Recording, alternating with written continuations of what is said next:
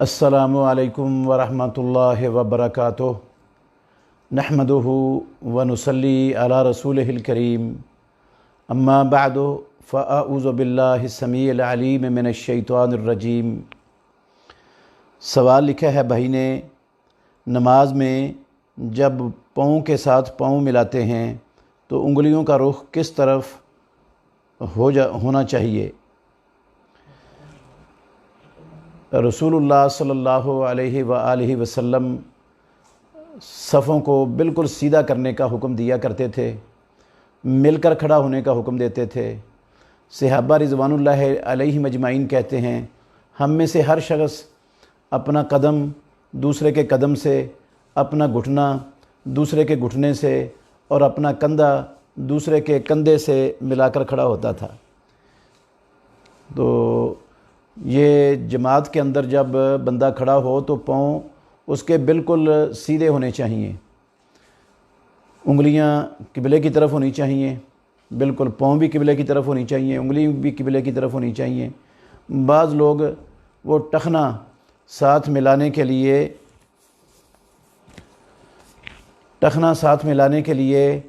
जो है ना, वो अपनी पाँव की उंगलियों को आगे वाले हिस्से को टेढ़ा कर लेते हैं, वो सीधे किबले की तरफ नहीं रहते। ये रसूल मुकर्रम सल्लल्लाहु अलैहि वसल्लम के हुक्म के, आपके तरीक़े के और आपके फरमान के ख़िलाफ़ है।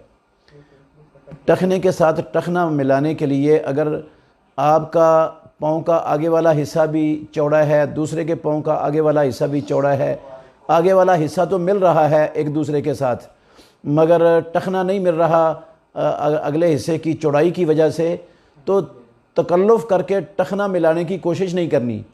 और टखना मिलाने के चक्कर में अगले पाँव ऐसे हो जाएं टेढ़े, ये गलत है। पाँव बिल्कुल सीधे किबले की तरफ होने चाहिए, उंगलियां भी किबले की तरफ होनी चाहिए। और जब सजदे में जाएं तो सजदे में जो है ना, वो इस तरह रखने हैं पाँव कि उंगलियां किबले की तरफ हों और पाँव बिल्कुल खड़े हुए हों दोनों, और दोनों पाँव की एड़ियाँ रसूल मुकर्रम सल्लल्लाहु अलैहि वसल्लम की मिली हुई होती थी। मुस्तदरक हाकिम के अंदर हदीस है, हमारी माँ आयशा उम्मुल मोमिनीन कहती हैं, मैंने रसूलुल्लाह सल्लम को रात को टटोला, अंधेरा था, आप बिस्तर पर नहीं थे, तो मेरे हाथ रसूलुल्लाह सल्लम के कदमों पर लगे, आप सजदे में थे तो आपकी एड़ियाँ जुड़ी हुई थी। तो किबले उंगलियाँ जो होती हैं पाँव की, वो इसी तरह सजदे में हाथों की उंगलियों का रुख भी सीधा किबले की तरफ होना चाहिए, पाँव की उंगलियों का रुख भी सीधा किबले की तरफ होना चाहिए। टखना मिलाने के लिए इसको टेढ़ा करना ये दुरुस्त नहीं है। क्या औरत ज़ेबो ज़ीनत के लिए पेशानी के ऊपर से बाल कटवा सकती है? नहीं भाई, औरत के लिए पेशानी से बाल कटवाना ज़ेबो ज़ीनत के लिए ये दुरुस्त नहीं है। लंबे बाल ये औरत के लिए ज़ीनत है। ये बालों को कटवा कर मर्दों की मुशाबत इख्तियार करना या काफिर औरतों की मुशाबत इख्तियार करना, ऐसा करना इस्लाम के अंदर जायज़ और हलाल नहीं है। हाँ, अगर बाल बहुत ज़्यादा लंबे हो चुके हैं किसी औरत के और उनको संभालना मुमकिन नहीं है और वो औरत पर्दे वाली औरत है, तो वो अपने बाल जो बहुत ज़्यादा हद से लंबे हो चुके हैं और उसके लिए संभालना मुमकिन नहीं है, उन बालों को अगर कटवा दे, पर्दे के अंदर रहते हुए नुमाइश ना करे, तो इसमें इंशाअल्लाह रहमान कोई हर्ज नहीं है। लेकिन वो मर्दों की मुशाबत भी नहीं कर सकती, क्योंकि मर्दों की मुशाबत करने वाली औरत पर रसूलुल्लाह सल्लल्लाहु अलैहि वसल्लम ने लानत फरमाई है। और कुफ़ार की औरतों के साथ मुशाबत भी जायज़ नहीं है, क्योंकि प्यारे पैगम्बर मुहम्मदुर रसूलुल्लाह सल्लल्लाहु अलैहि वसल्लम ने फरमाया, सुनन अबू दाऊद में हदीस है, मन तशब्बह बिक़ौमिन फ़हुव मिनहुम, जो किसी कौम से मुशाबत इख्तियार करता है वो उन्हीं में से है। क्या ऑनलाइन जुमा घरों में पढ़ सकते हैं? अज़ीज़ भाइयों, सबसे पहले एक बात जहन में रखें कि इस्लाम मुहम्मदुर रसूलुल्लाह सल्लम की ज़िंदगी में मुकम्मल हो चुका है। कुरान मजीद में अल्लाह रब्बुल आलमीन ने इसका ऐलान कर दिया, अल यौमा अकमलतु लकुम दीनकुम व अतममतु अलैकुम नेमती व रज़ीतु लकुमुल इस्लाम दीना। ये 3 नंबर आयत का हिस्सा है सूरह माइदा की। और रसूल मुकर्रम सल्लल्लाहु अलैहि वसल्लम ने भी फरमा दिया, अबू ज़र ग़िफ़ारी रज़ी अल्लाह अन्हु बयान करते हैं कि प्यारे पैगम्बर ने कहा, यह बात अच्छी तरह ज़हन नशीन करने वाली है, मा बक़िया शैयुन युक़र्रिबु मिनल जन्नति व युबाइदु मिनन नारे इल्ला वक़द बुय्यिना लकुम, कोई चीज़ बची ही नहीं जो इंसानों को जन्नत के करीब करती हो और जहन्नम से दूर करती हो और वो बयान ना की गई हो। सब कुछ मुहम्मदुर रसूलुल्लाह सल्लल्लाहु अलैहि वसल्लम ने, जो कुछ अल्लाह रब्बुल आलमीन ने उतारा, सारे का सारा मिन व अन इमामुल अंबिया मुहम्मदुर रसूलुल्लाह सल्लल्लाहु अलैहि वसल्लम ने खोल कर उसको बयान कर दिया, अल्लाह के बंदों तक पहुँचा दिया। अब तमाम मुसलमानों की ज़िम्मेदारी इसके अंदर इजाफ़ा करना नहीं है, कोई तरमीम करना नहीं है, बल्कि जो कुछ अल्लाह रब्बुल आलमीन ने नाजिल कर दिया, मुहम्मदुर रसूलुल्लाह सल्लल्लाहु अलैहि वसल्लम ने मिनवान पहुँचा दिया, मुसलमानों का फरीज़ा है उसके ताबे कर लें अपनी ज़िंदगी को, बस उसी पर रहें। उसके अलावा ना तो अच्छा, दो चीज़ें हैं जो समझने वाली हैं इस सवाल के हवाले से। एक दो उसूल हैं इस्लाम के, इस मुकम्मल दीन के। एक है इबादात का उसूल और एक है मुआमलात का उसूल। इबादात का उसूल ये है कि इबादत सिर्फ वो हो सकती है जिसके करने की किताबुल्लाह में और सुन्नत रसूलुल्लाह में दलील मौजूद हो। जिसकी किताबुल्लाह और सुन्नत रसूलुल्लाह में दलील नहीं है, उसको बतौर इबादत उस अमल को नहीं किया जा सकता, उसकी दुरुस्त उस जायज़ नहीं है। और इबादत के लिए तरीका भी वही होगा जो अल्लाह रब्बुल आलमीन ने नाज़िल किया, जो मुहम्मदुर रसूलुल्लाह सल्लल्लाहु अलैहि वसल्लम ने सिखा दिया, उस तरीके को भी हम बिल्कुल बदल नहीं सकते। ये उसूल है इबादात का, क्योंकि दीन मुकम्मल है।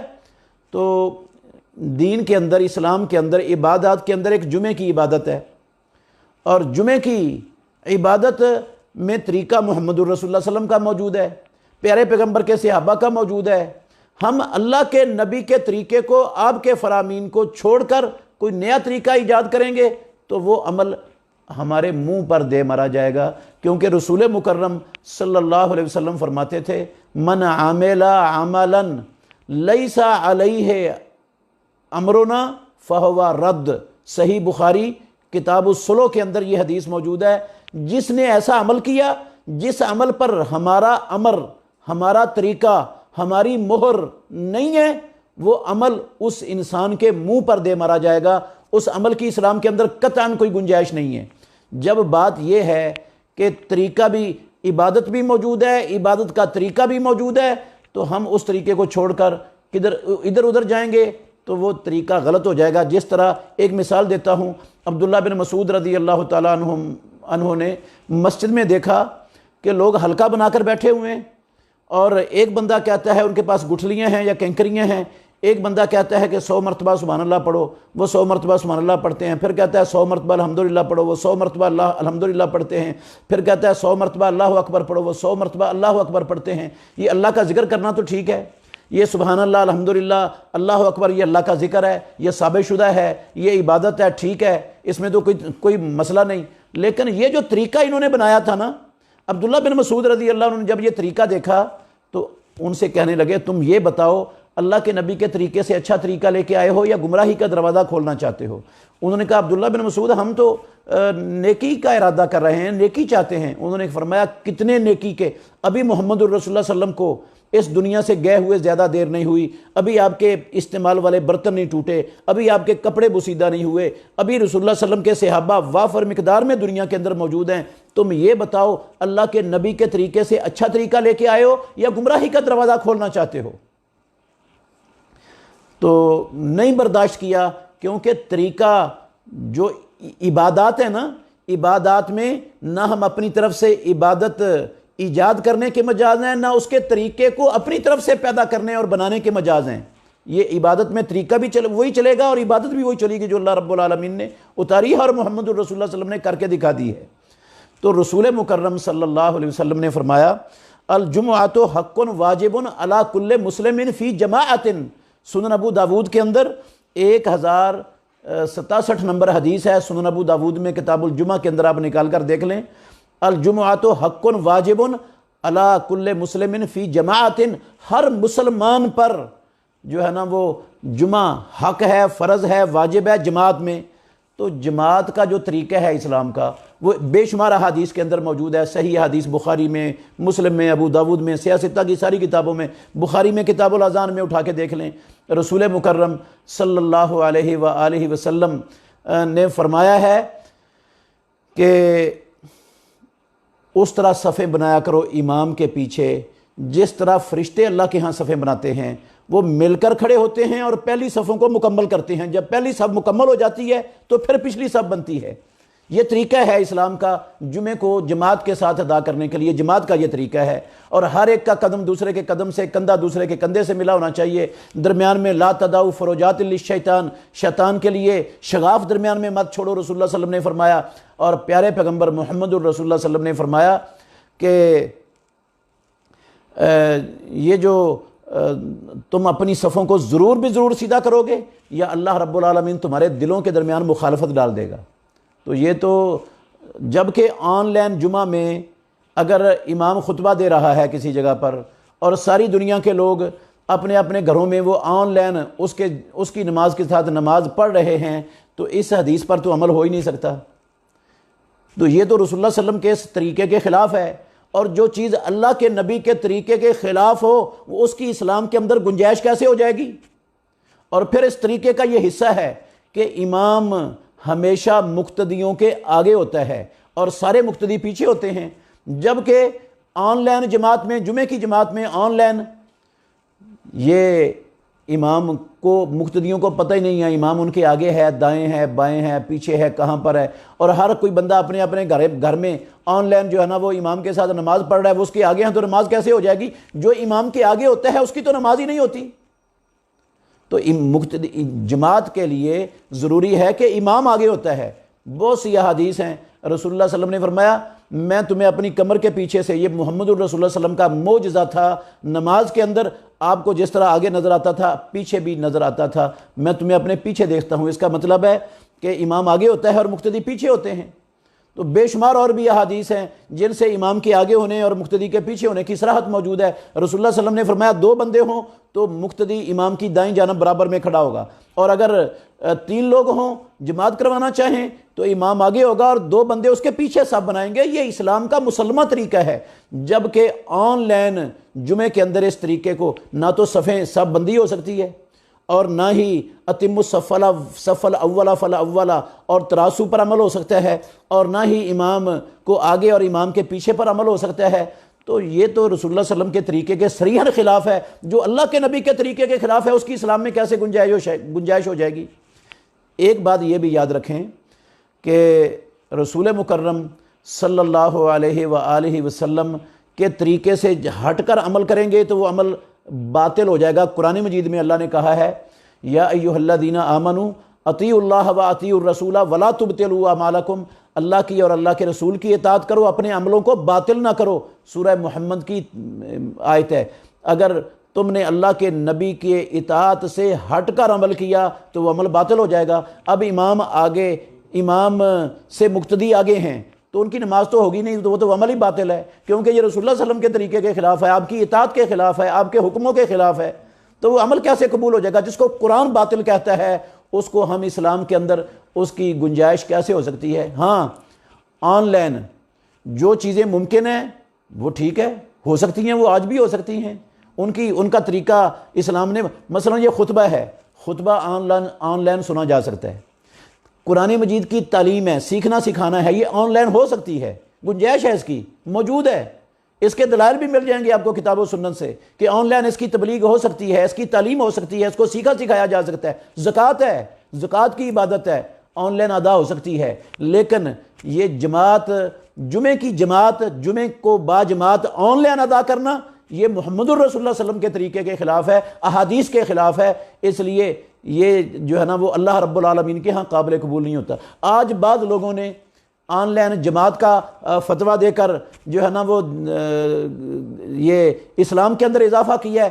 کل یہ لوگوں کو فتویٰ دے دیں گے کہ آن لائن حج بھی ہو جائے گا، کسی کو مکے جانے کی ضرورت نہیں ہے، نہ منا میں، عرفات میں، مزدلفے میں جانے کی ضرورت ہے، بس آن لائن اپنے گھر میں بیٹھ کر ہی حج کر لو، تو سب کا آن لائن حج گھر میں ہو جائے گا کیا؟ کل یہ بھی فتویٰ آ سکتا ہے۔ نہیں، حج کے لیے جو طریقہ ہے مدینے والے امام محمد الرسول اللہ صلی اللہ علیہ وسلم کا، وہ طریقہ چلے گا۔ اور جمعے کے لیے باجماعت، چونکہ جمعہ باجماعت ہوتا ہے تو باجماعت کے لیے خطبہ سن لیں آپ خطیب کا، عالم کا، آن لائن، وہ ٹھیک ہے۔ لیکن نماز اگر آپ نے آن لائن خطبہ سنا ہے تو جمعے کی نماز امام کے ساتھ نہیں پڑھیں گے اپنے گھر میں، کیونکہ اس کے لیے صفوں کا متصل ہونا ضروری ہے اور امام کے پیچھے ہونا ضروری ہے، اور یہ ممکن نہیں ہے یہاں پر۔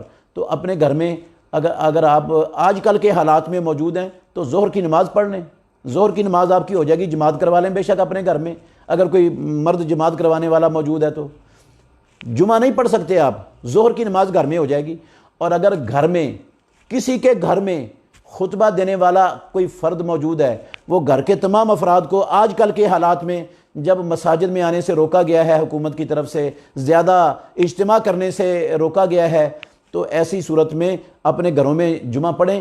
کوئی خطبہ دینے والا موجود ہو، 2 خطبے دے، وہ 2 خطبے دے، بے شک ایک خطبے میں ایک حدیث سنا دے، دوسری خطبے میں دوسری حدیث سنا کر ان کا ترجمہ کرتے خطبے، یہ دونوں خطبے مکمل ہو گئے۔ اب وہ جماعت کروا دے، جمعے کی ان کا جمعہ ہو جائے گا۔ لیکن اگر خطبہ دینے والا کوئی فرد نہیں ہے گھر میں تو پھر جمعہ نہیں ہوگا، پھر وہ ظہر کی نماز ادا کریں گے اور ان کی ظہر کی نماز ہو جائے گی، کیونکہ وہ مجبوری سے گھر میں نماز جمعے کی پڑھ رہے ہیں۔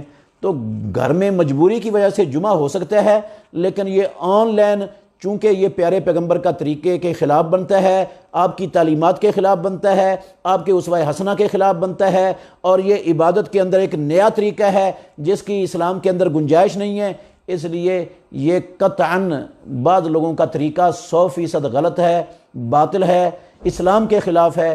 مسلمان ایسے آن لائن باجماعت جمعہ پڑھنے سے گریز کریں، ورنہ ان کا جمعہ ان کے منہ پر دے مارا جائے گا۔ رب العالمین کو ایسی عبادت نہیں چاہیے جو اسلام کے تعلیمات سے ہٹ کر ہو۔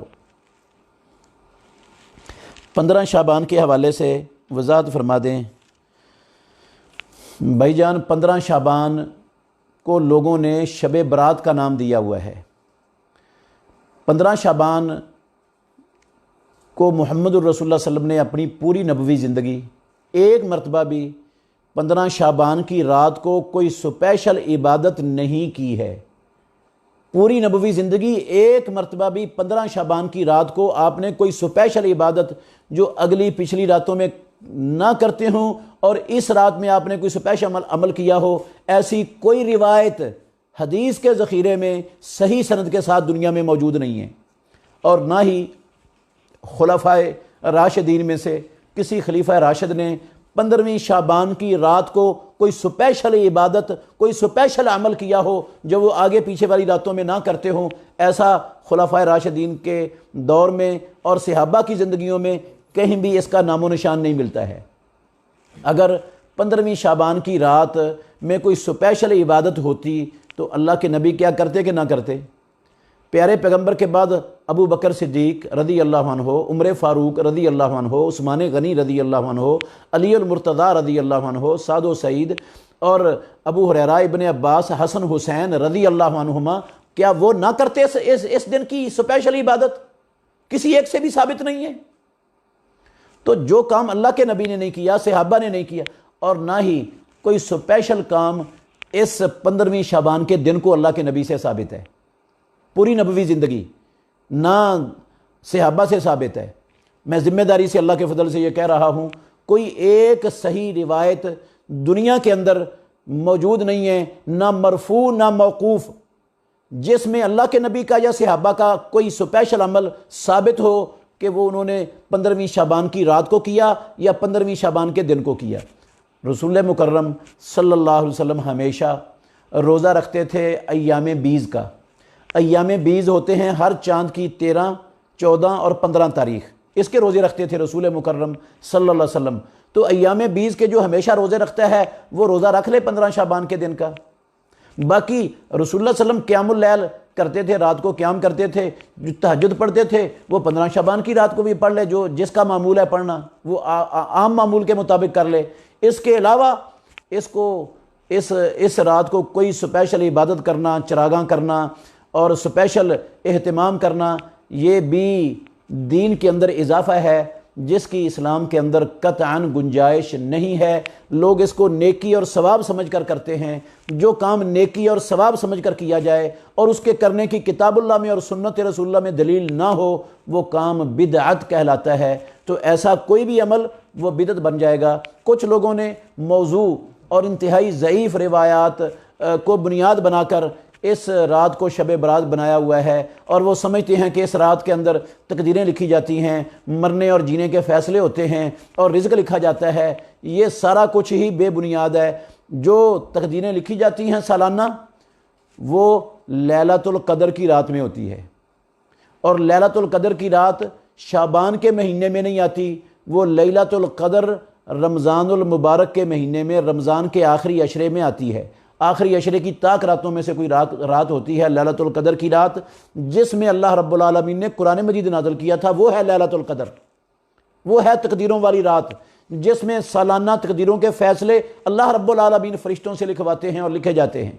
کسی کے جینے مرنے کا فیصلہ لکھا جاتا ہے، روزیاں تقسیم کا فیصلہ لکھا جاتا ہے، وہ لیلۃ القدر کی رات میں ہوتی ہے۔ اور لیلۃ القدر کی رات 15 شعبان کی رات کو نہیں کہتے، وہ لیلۃ القدر کی رات وہ ہے جس میں اللہ نے قرآن اتارا ہے، انا انزلناہ فی لیلۃ القدر وما ادراک ما لیلۃ القدر لیلۃ القدر خیر من الف شہر۔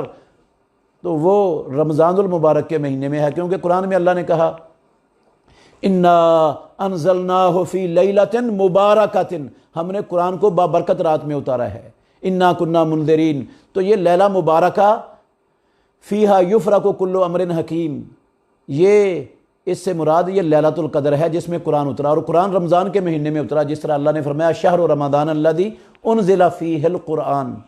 تو یہ 15 شعبان کی کو شب برات کے نام سے جشن منانا، اس کی رات کی کوئی سپیشل عبادت کرنا اور اس کے دن کا سپیشل روزہ رکھنا، یہ دین کے اندر اضافہ ہے جس کی اسلام کے اندر گنجائش نہیں ہے۔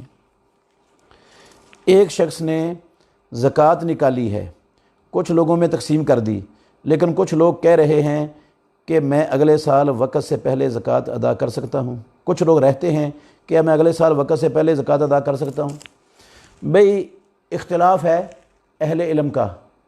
جمہور علماء وہ تو کہتے ہیں کہ وقت سے پہلے بندہ زکوٰۃ ادا کر سکتا ہے، فرض ہوتی ہے، مثال کے طور پر آپ نے زکوٰۃ ادا کرنی ہے رمضان میں۔ اب لوگوں کو ضرورت ہے اس وقت، ان حالات میں لوگ تنگ دست ہیں، بے روزگار ہو کر گھر میں بیٹھے ہوئے ہیں، ان کے گھر میں کھانے پینے کے لیے کچھ نہیں ہے، تو آپ انتظار مت کریں رمضان المبارک کے آنے کا، آپ پہلے زکوٰۃ بعض علماء کے قول اور ان کے فتوے اور جمہور علماء کی رائے کے مطابق آپ زکوٰۃ کی نیت سے وہ پیسے خرچ کر دیں، تو انشاءاللہ الرحمن آپ کی ان علماء کے قول کے مطابق، فتوے کے مطابق زکوٰۃ ادا ہو جائے گی۔ اور بعض علماء کی یہ بھی رائے ہے، وہ کہتے ہیں کہ جس طرح وقت سے پہلے نماز پڑھیں گے تو نماز ادا نہیں ہوتی، ایسے ہی وقت سے پہلے زکوٰۃ ادا کرنے سے زکوٰۃ ادا نہیں ہوتی۔ امام ابن حزم رحمۃ اللہ علیہ کا اور دوسرے بعض اہل علم کا یہ موقف ہے، اختلاف ہے اس میں۔ جو جواز کا فتویٰ دیتے ہیں، میرے علم کے مطابق میں نے بڑا ڈھونڈا ہے، مجھے کوئی پکی اور سکے بند کوئی مضبوط دلیل نہیں ملی ہے ان کے رسول اللہ صلی اللہ علیہ وسلم کے عمل سے یا صحابہ رضوان اللہ علیہ مجمعین کے عمل سے کہ انہوں نے پہلے ادا کی ہو، اللہ کے نبی کے سامنے ادا ہوئی ہو، یا پیارے پیغمبر نے پہلے ادا کرنے کی رہنمائی کی ہو یا ترغیب دی ہو یا اجازت دی ہو، مجھے کوئی ایسی دلیل نہیں ملی۔ عبداللہ بن عباس بن عبد المطلب رضی اللہ عنہما کے بارے میں معروف ہے کہ ان سے زکوٰۃ لینے والا عامل زکوٰۃ لینے کے لیے گیا تو انہوں نے زکوٰۃ نہیں دی، اس نے آ کر رسول اللہ صلی اللہ علیہ وسلم کو شکایت کی، تو آپ نے فرمایا تم نے کیوں زکوٰۃ مانگی؟ ان کے تو 2 سال کے میرے ذمے ہیں۔ ابو داؤد میں بھی ہے، ترمذی میں بھی ہے، لیکن اس کی سندیں ضعیف ہیں۔ تو صحیح بخاری میں بھی تعلیقاً یہ اثر امام بخاری رحمۃ اللہ علیہ نے ذکر کیا ہے، اس میں یہ نہیں ہے کہ انہوں نے 2 سال کی ایڈوانس زکوٰۃ دے دی ہوئی ہے، اس میں یہ ہے کہ وہ میرے ذمے ہیں، تم نے ان سے کیوں پوچھا ہے؟ تو رسول اللہ صلی اللہ علیہ وسلم کے وہ چچا محترم تھے، آپ نے وہ اپنے ذمے ان کی زکوٰۃ لی ہوئی ہے۔ بعض لوگ کہتے ہیں کہ حضرت عباس رضی اللہ عنہ سے ایڈوانس رسول اللہ صلی اللہ علیہ وسلم نے قرضہ لیا ہوا تھا تو وہ زکوٰۃ میں جو ہے نا وہ کاٹنے کا کہہ دیا، لیکن یہ سارے خیالات ہیں لوگوں کے۔ تو دلیل بہرحال مجھے اس کی نہیں ملی ہے۔ علماء جمہور کا قول یہی ہے کہ پہلے زکوٰۃ ادا کرنے سے زکوٰۃ ادا ہو جاتی ہے۔ اگر سجدہ سہو رہ جائے تو کیا دوبارہ نماز پڑھیں گے؟ نہیں بھائی جان، اگر سجدہ سہو رہ گیا ہے، بھول گئے ہیں، آپ نے سجدہ سہو کرنا تھا تو سلام پھیر دیا ہے، سلام پھیرنے کے بعد آپ کو یاد آیا کہ میرا سجدہ سہو رہ گیا ہے، آپ فوری طور پر اسی حالت میں 2 سجدے کر کر پھر سلام پھیر دیں، آپ کا سجدہ سہو ادا ہو جائے گا، آپ کو دوبارہ نماز لوٹانے کی ضرورت بالکل نہیں ہے۔ کیا جنازے میں صف طاق ہونی چاہیے؟ نہیں بھائی، یہ کوئی ضروری نہیں ہے۔ صفوں کا طاق ہونا یہ رسول مکرم صلی اللہ علیہ وسلم کی کسی صحیح حدیث سے ثابت نہیں ہے کہ آپ نے صفوں کے طاق کرنے کا حکم دیا ہو یا صفوں کے طاق کرنے کی ترغیب بھی دی ہو، ایسا نہیں ہے۔ طاق ہو جائیں یا جیسی مرضی ہو جائیں، یہ کوئی مسئلہ نہیں ہے اسلام کا اس کو طاق کرنے کا۔ کیا وقت کے حکمران کو غیر شرعی کام غیر شرعی کام نہ روکنے پر برا بھلا کہا جا سکتا ہے؟ نہیں بھائی، بالکل بھی نہیں کہا جا سکتا، بالکل بھی نہیں کہا جا سکتا۔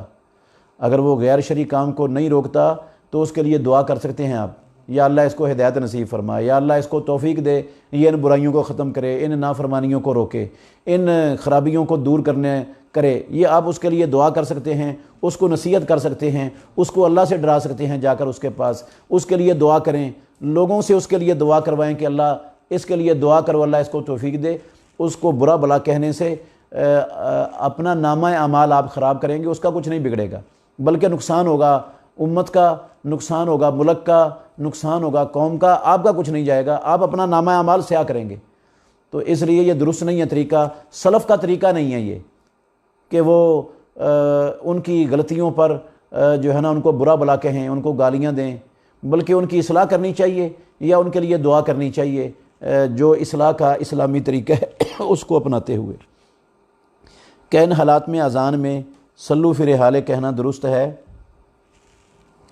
بھئی آج کل یہ بارش میں تو رسول اللہ صلی اللہ علیہ وسلم نے کہا تھا، تو آج کل بھی بعض علماء اس کو قیاس کرتے ہیں بارش پر، کیونکہ حکومت کی طرف سے پابندی ہے تو الا صلو فی الرحال کہنے کی بعض علماء اجازت دیتے ہیں، لیکن دلیل نہیں ہے اس کی، کوئی بھی اس قول کی، اس رائے کی دلیل نہیں ہے۔ تو بہتر یہی ہے کہ آپ اذان کہہ دیں، الا صلو فی الرحال کہنے کی ضرورت نہیں ہے، کیونکہ حکومت نے خود ہی پابندی لگائی ہوئی ہے، اس نے کہا ہوا ہے لوگوں کو، تو علماء نے فتویٰ دے دیا ہے کہ لوگ اپنے گھروں میں نماز پڑھ سکتے ہیں، اس لیے ہر اذان میں الا صلو فی رحالکم کہنے کی ضرورت نہیں ہے۔ کیا قبر پر اذان دی جا سکتی ہے؟ نہیں بھائی، اذان بے شک اچھا عمل ہے، لیکن امام الانبیاء محمد الرسول اللہ صلی اللہ علیہ وسلم سے قبر پر اذان کہنا ثابت نہیں ہے، اور جہاں اللہ کے نبی نے اذان نہیں کہی وہاں ہم اذان کہیں گے تو یہ دین کے اندر اضافہ ہو جائے گا۔ دیکھیں، اگر اذان کا قبر میں فائدہ ہوتا، قبر پر اذان کہنے کا میت کو فائدہ ہوتا، تو کیا رسول اللہ صلی اللہ علیہ وسلم کے زمانے میں لوگ فوت نہیں ہوئے؟ کیا ان کی قبریں نہیں بنی؟ کیا آپ قبروں پر تشریف نہیں لائے ان کی قبروں پر ان کے دفنانے کے وقت؟ کہ اللہ کے نبی کو کیوں نہ سوجا کہ یہ دعا، یہ اذان، اس سے شیطان بھاگتا ہے، تو میں ادھر قبر پر کھڑے ہو کر اذان کہہ دوں؟ جب ضرورت ہونے کے باوجود رسول اللہ صلی اللہ علیہ وسلم نے نہیں کہی تو مسلمان کو یہ حق کہاں سے مل گیا کہ وہ اپنی طرف سے ایجاد کر لے وہاں پر اذان کہنے کو؟ صحابہ رضوان اللہ علیہ مجمعین سے بھی ثابت نہیں ہے کہ انہوں نے کسی قبر پر کھڑے ہو کر اذان کہی ہو۔ یہ اسی طرح یہ جو آج کل ہمارے معاشرے میں چل رہا ہے، رات کو 10 بجے لوگ چھتوں پر اور مسجدوں میں اذانیں پڑھتے ہیں، یہ بھی امام الانبیاء سے اور صحابہ سے اور تابعین سے اور ائمہ اربعہ رحمۃ اللہ علیہم سے بھی ثابت نہیں ہے۔ دن میں 5 مرتبہ اذانیں ہوتی ہیں نا، پورے ملک کے اندر گونجتی ہیں۔ آپ نے اگر زیادہ ہی کوئی مزید اذان کہنی ہے اس سے آفت کو ٹالنے کے لیے، تو رسول اللہ صلی اللہ علیہ وسلم کی زندگی میں تہجد کے وقت 2 اذانیں ہوتی تھیں۔ ایک اذان حضرت عبداللہ بن ام مکتوم کہتے تھے اور ایک اذان حضرت بلال رضی اللہ عنہ کہتے تھے۔ اگر زیادہ ہی آپ کو اذان کہنے کا شوق ہے تو وہ کہیں، اس کی طرف تو توجہ نہیں ہے۔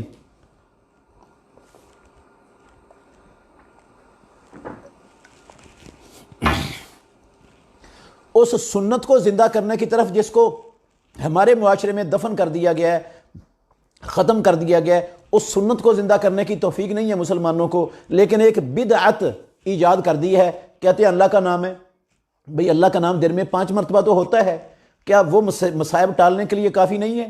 اگر مزید کہنا چاہتے ہو تو تہجد کی کہا کرو، وہ اللہ کے نبی سے ثابت ہے، اور جو اللہ کے نبی نے نہیں کہی وہ کام، جو صحابہ نے نہیں کیا وہ کام نیکی سمجھ کر، ثواب سمجھ کر کرنا، وہ اسلام کے اندر اس کی گنجائش نہیں ہے، یہ بدعت کے زمرے میں آتا ہے۔ اس بدعت سے لوگوں کو معافی مانگنی چاہیے، توبہ کرنی چاہیے اور سنت کی طرف لوٹنا چاہیے، اور اللہ رب العالمین کے غضب کو، ناراضگی کو دعوت نہیں دینی چاہیے یہ بدعات کو ایجاد کر کر کے اور پھیلا پھیلا کر مسلمانوں میں۔ کیا وراثت میں بہنوں کا حق کھانے پر نماز، روزہ، حج وغیرہ قیامت کے دن فائدہ دے گا؟ بھئی جس نے بہنوں کا حق کھایا یا کسی بھی مسلمان کا حق کھایا ناجائز، نا حق، قیامت کے دن اس کو اس کا بڑا سنگین حساب دینا پڑے گا، اور معاملہ بہت زیادہ سخت ہو جائے گا، بڑا سخت ہو جائے گا، کیونکہ وہاں پر ہر حق والے کو اس کا حق دلوایا جائے گا۔ وہاں پر حق دینے کے لیے کسی کا نہ زمین ہوگی، نہ پیسے ہوں گے، نہ کوئی سونا چاندی ہوگا، نہ کوئی اور ساز و سامان ہوگا۔ وہاں پر الحمدللہ وہاں پر حق کو ادا کرنے کے لیے نیکیاں دینی پڑیں گی یا گناہ لینے پڑیں گے دوسروں کے، اور پھر جہنم میں جانا پڑے گا۔ یہ نمازیں، یہ روزے، یہ حج، یہ تلاوتیں، یہ ساری نیکیاں دری کی دری رہ جائیں گی۔ جس نے لوگوں کے حقوق مارے ہوئے اور وہ ادا نہ کر کے گیا اور اس کے پاس نیکیاں بھی نہ ہوئیں ان حقوق کے مطابق، تو پھر اس کو جہنم میں جانا پڑے گا اور ساری کی ساری نیکیاں اس کی ضائع ہو جائیں گی۔ جس طرح وہ مسلم شریف کی حدیث ہے نا، رسول اللہ صلی اللہ علیہ وسلم نے صحابہ سے کہا اتدرون مل مفلس، کیا تم جانتے ہو کہ مفلس کون ہے؟ صحابہ نے کہا اللہ کے نبی جس کے پاس ساز و سامان نہ ہو وہ مفلس ہے، درہم و دینار نہ ہو۔ آپ نے فرمایا نہیں، میری امت کا مفلس وہ آدمی ہے جو نمازیں، روزے اور زکاتوں کے ساتھ آئے گا۔ پہاڑ ہوں گے اس کے پاس نیکیوں کے، لیکن کسی کا حق مارا ہوگا، کسی کا مال کھایا ہوگا، کسی کی غیبت کی ہوگی، کسی کی چگلی کی ہوگی، کسی کو تھپڑ مارا ہوگا۔ جتنے لوگ زیادتیاں کرنے والے ہوں گے نا، ان سب کی زیادتیوں کے جن پر زیادتیاں ہوئی ہیں ان کی زیادتیوں کے بقدر اس کی نیکیاں ان کو دے دی جائیں گی۔ نیکیاں ختم ہو جائیں گی، لیکن جن پر زیادتیاں ہوئی ہیں وہ ابھی باقی ہیں، تو پھر ان کے گناہ لے کر اس پر ڈال دیے جائیں گے اور اس کو جہنم میں جھونک دیا جائے گا۔ امام الانبیاء نے فرمایا میری امت کا یہ مفلس ہے۔ تو یہ بڑا سنگین معاملہ ہے۔ کسی کا حق، ایک بلشت زمین رسول اللہ صلی اللہ علیہ وسلم نے فرمایا جو کسی کی ناجائز قبضے میں لے لیتا ہے، قیامت والے دن صحیح بخاری شریف کی حدیث ہے 7 زمینوں کا توق بنا کر اس بندے کے گلے میں ڈال دیا جائے گا۔ تو یہ بہنوں کا حق مارنا یہ تو بہت بڑا ظلم ہے۔ وہ کمزور ہوتی ہیں بیچاری، وہ لڑ نہیں سکتی، وہ اپنے ماں باپ کے گھر کی خاطر وہ صبر کر جاتی ہیں، اس ظلم پر جو ہے نا وہ سہم جاتی ہیں کہ ہمیں ماں باپ کے گھر سے ہی کہیں بھائی محروم نہ کر دیں۔ تو یہ ظلم بہت بڑا ہے، اس ظلم کا خمیازہ سنگین اور بڑا شدید بھگتنا پڑے گا ایسا کرنے والوں کو۔ میری گزارش ہے تمام مسلمانوں سے جنہوں نے اپنی بہنوں کے حق زبردستی اپنے قبضے میں رکھے ہوئے ہیں، وہ ان کو واپس کر دیں، ان کو دے کر اپنی عاقبت کو سنوار لیں۔ یہ دنیا ادھر ہی رہ جائے گی، یہ زمینیں ادھر رہ جائیں گی، یہ سارا کچھ ادھر رہ جائے گا۔ قبر میں آپ کے ساتھ صرف 3 چادروں نے جانا ہے بس، اور کوئی شے قبر میں نہیں جائے گی، اور لوگوں کے خام خواہ بوجھ لے کر آپ جہنم میں جائیں، یہ کون سی عقل مندی ہے؟ مسجد عائشہ یا مقام جیرانہ سے احرام بعد عمرہ کر سکتے ہیں؟ جی ہاں کر سکتے ہیں۔ مسجد عائشہ سے بھی احرام باندھ کے کر سکتے ہیں، جیرانہ سے بھی کر سکتے ہیں، اور جہاں آپ ہوٹل میں ٹھہرے ہوئے ہیں وہاں سے بھی کر سکتے ہیں، کیونکہ رسول مکرم صلی اللہ علیہ وسلم نے فرمایا ہے، راجح قول یہی ہے علماء کے اقوال میں سے، کہ آپ نے مواقیت مقرر کی ہے تمام دنیا کے آنے والوں کے لیے، اور آپ نے فرمایا جو ان مواقیت کے اندر رہتا ہے وہ جہاں سے اٹھتا ہے وہیں اس کا میقات ہے، اس کا گھر ہی، حتیٰ اہل مکہ تا من مکہ تا، حتیٰ کہ مکے والوں کا میقات مکہ ہی ہے۔ اس حدیث میں یہ لفظ ہیں ہنہ لہنہ ولمن اتی علیہن من غیر اہلہن، اس کا مطلب ہے جو غیر مکی مکے آ گیا اس کا میقات بھی مکہ ہی بن گیا ہے۔ اب جہاں وہ ٹھہرا ہوا ہے وہی اس کا میقات ہے۔ اپنے ہوٹل سے بھی احرام باندھ کے وہ عمرہ کرنا چاہے دوبارہ تو کر سکتا ہے، مسجد عائشہ جانا چاہے جا سکتا ہے، جیرانہ جانا چاہے جا سکتا ہے، کوئی پابندی نہیں ہے اس کے لیے، اور دوبارہ عمرہ کرنے پر بھی کوئی پابندی نہیں ہے۔ رسول اللہ صلی اللہ علیہ وسلم کی احادیث سے ایک سفر میں جو ہے نا وہ یہ قید لگانے کی، ایک سفر میں ایک عمرہ ہی ہو سکتا ہے، ایسا کوئی قید اللہ کے نبی کی فرامین کے اندر موجود نہیں ہے۔ تو یہ ہے رسول اللہ صلی اللہ علیہ وسلم کا فرمان، ایک عمرہ دوسرے عمرے تک درمیان والے گناہوں کا کفارہ بن جاتا ہے۔ اور آپ نے فرمایا تابعوا بین الحج والعمرۃ، حج عمرے پیدل پہ کیا کرو، ادیم الحج والعمرۃ، حج عمرے ہمیشہ کرتے رہا کرو۔ تو یہ حکم ہے رسول اللہ صلی اللہ علیہ وسلم کے، بار بار عمرے ہو سکتے ہیں، بار بار آپ جتنے مرضی عمرے کریں ایک سفر میں، کتاب و سنت میں ایک سفر میں زیادہ عمرے کرنے سے کہیں روکا نہیں گیا، اور جہاں آپ ٹھہرے ہوئے ہیں پہلے عمرے کے بعد وہی آپ کا میقات ہے، وہیں سے بھی احرام باندھ کر عمرہ ہو سکتا ہے۔ قصر کتنے فاصلے پر کرنی چاہیے؟ صحیح مسلم میں حدیث ہے، عبداللہ بن عباس رضی اللہ عنہما کہتے ہیں کتاب و صلاۃ المسافرین میں کہ رسول اللہ صلی اللہ علیہ وسلم نے جب 3 فرسخ سفر کرنا ہوتا تھا تو آپ مدینے کی آبادی سے نکل کر قصر شروع کر دیتے تھے۔ تو 1 فرسخ 3 میل کا ہوتا ہے، 3 فرسخ 9 میل بنتے ہیں۔ 9 میل اگر پاکستانی بر صغیر کے ہوں تو 14 کلومیٹر بنتے ہیں، اور اگر عربوں کے 9 میل ہوں تو 22 کلومیٹر بنتے ہیں۔ آج کل کے حساب سے یہ 3 فرسخ 22 کلومیٹر بنتے ہیں۔ اگر بندے نے 22 کلومیٹر اپنے شہر کے باہر، آبادی سے باہر سفر کرنا ہے تو وہ اپنی آبادی سے نکل کر قصر شروع کر سکتا ہے، بے شک اس کا سفر ابھی کلومیٹر یا ایسے بھی کم کیوں نہ ہوا ہو، آبادی سے نکلنا شرط ہے۔ اور اگر 22 کلومیٹر سے کم سفر ہے تو پھر اس کے لیے رخصت قصر کی نہیں ہے۔ جو شخص نمازوں پر ہمیشگی اختیار نہیں کرتا، کیا اس کے نیک اعمال قبول ہوں گی، اس کی نیکیاں قبول ہو جائیں گی؟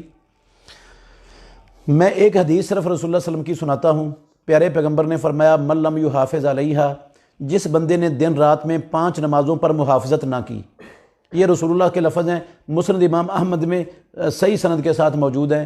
آپ نے فرمایا جس نے 5 وقت کی نمازوں پر محافظت نہ کی، یہ دن کی 2 نمازیں یا 3 نمازیں یا کبھی 1 نماز، کبھی 4 نمازیں، کبھی 5 نمازیں، کبھی کتنی کبھی کتنی، دل کیا پڑھ لی، دل کیا چھوڑ دی، ایسی نمازیں قیامت کے اندھیروں میں اس کے لیے روشنی نہیں بنے گی، اللہ کی عدالت میں اس کے لیے دلیل نہیں بنے گی، اور جہنم سے نجات کا ذریعہ نہیں بنے گی، اور وہ بندہ قیامت والے دن فرعون، قارون، حامان اور ابی بن خلف کے ساتھ ہوگا۔ تو یہ فرعون، قارون، حامان، ابی بن خلف، یہ اللہ کے بڑے بڑے دشمن، یہ جہنم میں ہوں گے۔ آپ اسے اندازہ لگا لیں کہ یہ جو نماز پر محافظت نہیں کرتا، جو روزانہ 5 نمازیں باجماعت پڑھنے کا اہتمام نہیں کرتا، یہ اللہ کے نبی کے لفظ تو سچ ہیں، یہ تو غلط ہو نہیں سکتے۔ وہ ان کے ساتھ ہوگا اور وہ جہنم میں ہوں گے تو یہ بھی جہنم میں ہوگا۔ اس کا مطلب ہے اس کی جو 1-2 نمازیں ہیں نا دن کی، وہ اس کے لیے فائدہ نہیں دیں گی۔ غسل جنابت کا طریقہ بتا دیں۔ بھئی غسل جنابت کا طریقہ یہ ہے، سب سے پہلے آپ اپنے جسم پر استنجا کریں، جسم پر کوئی علائش وغیرہ ہے اس کو صاف کر دیں، دھو دیں۔ اس کے بعد اپنے ہاتھ گھٹوں تک اپنے ہاتھ دھو لیں، مٹی وغیرہ سے دھو لیں اگر کچی جگہ ہے، اگر نہیں ہے تو صابن وغیرہ سے دھو لیں۔ ہاتھ دھو لیے، اس کے بعد بسم اللہ کہہ کر منہ میں کہنا بسم اللہ، یہ ضروری ہے کیونکہ اس کے بغیر وضو نہیں ہوتا۔ نماز جیسا وضو شروع کر دیں۔ جب آپ سر کے مسے تک پہنچیں تو سر کے مسے کا طریقہ نماز کے طریقے سے تھوڑا مختلف ہے۔ وہ یہ ہے کہ آپ اپنی انگلیوں کو تر کریں پانی سے اور بالوں کی جڑوں میں اچھی طرح پھیریں، اتنی کو مرتبہ پھیریں کہ غالب گمان ہو جائے کہ بالوں کی جڑیں تر ہو گئی ہیں۔ پھر اس طرح پانی کے 3 لپ بنیں، ایک لپ سر کے اس طرف ڈال دیں، دوسرا لپ سر کے درمیان میں ڈال دیں، اور تیسرا لپ بھر کر سر کے اس طرف ڈال دیں۔ پھر اپنے سارے جسم پر پانی بہا لیں، اور اگر آپ یہ لپ ڈالنے کے بعد پاؤں، اگر پانی نیچے نہیں کھڑا ہو رہا، نیچے ٹائلیں لگی ہوئی ہیں، فرش لگا ہوا ہے، سارا پانی بہہ رہا ہے، اگر آپ ساتھ پاؤں دھونا چاہیں تو پاؤں بھی دھو سکتے ہیں، ساتھ جائز ہے پاؤں دھونا بھی۔ اور اگر پاؤں نہ دھونا چاہیں تو سارے جسم پر پانی بہا لیں، یہ 3 چلو ڈالنے کے بعد دونوں ہاتھوں کے، اور پھر غسل خانے سے باہر جا کر پاؤں دھو لیں، تو یہ آپ کا غسل ہو جائے گا۔ امام الانبیاء محمد الرسول اللہ صلی اللہ علیہ وسلم کا یہی طریقہ غسل کا ہماری ماں ام سلمہ، میمونہ، عائشہ رضی اللہ عنہا بیان کرتی ہیں، اور یہ احادیث صحیح بخاری شریف کے اندر کتاب الغسل میں موجود ہیں، اور میں نے ان احادیث کا خلاصہ آپ کے سامنے رکھ دیا ہے۔ وبا سے بچاؤ کے لیے کیا پڑھنا چاہیے؟ اس پر میرا یوٹیوب پر بھی اور فیس بک پر بھی کلپ بھی موجود ہے، اگر وہ بھائی سنیں گے تو انشاءاللہ ان کو بڑا نفع ہوگا۔ سب سے زبردست دعا جس کی محمد الرسول اللہ صلی اللہ علیہ وسلم نے گارنٹی دی ہے کہ جو بندہ اس دعا کو پڑھے گا اس کو کوئی چیز نقصان دنیا جہان کی نہیں پہنچا سکتی، وبا بھی نہیں انشاءاللہ پہنچے گی، وہ دعا ہے بسم اللہ الذی لا یضر مع اسمہ شیء فی الارض ولا فی السماء وہو السمیع العلیم۔ 3 مرتبہ صبح کو پڑھنی ہے، 3 مرتبہ شام کو پڑھنی ہے۔